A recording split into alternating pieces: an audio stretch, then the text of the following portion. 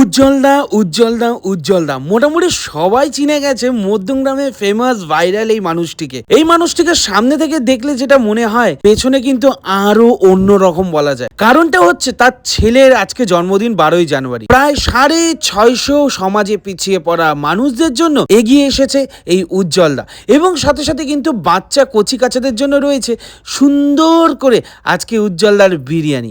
কারণ উজ্জ্বলদার ছেলের জন্মদিনে উজ্জ্বলদা একটা জিনিস মনে করে, আমরা এই সবাই মিলে আজকের এই অনুষ্ঠানটাকে, আজকের এই জন্মদিনটাকে যদি পালন করি তাহলে ছেলেটাও মন থেকে খুশি হবে এবং উজ্জ্বলদাও মন থেকে খুব খুশি হবে। তার জন্য কিন্তু দেখতে পাচ্ছ দুর্দান্ত আয়োজন করেছে উজ্জ্বলদার দোকানের সামনে, এবং সাথে সাথে অনেক ক্রিয়েটার্সরাও এসেছিল, এবং সাথে সাথে প্রচুর মানুষের ঢল কিন্তু নেমেছিল এই উজ্জ্বলদার দোকানে 12ই জানুয়ারিতে। যাই হোক, মোটামুটি এখানে দেখতে পাচ্ছ অলরেডি কেক কাটা স্টার্টিং হবে, এবং পাশে রয়েছে প্রচুর মানুষ।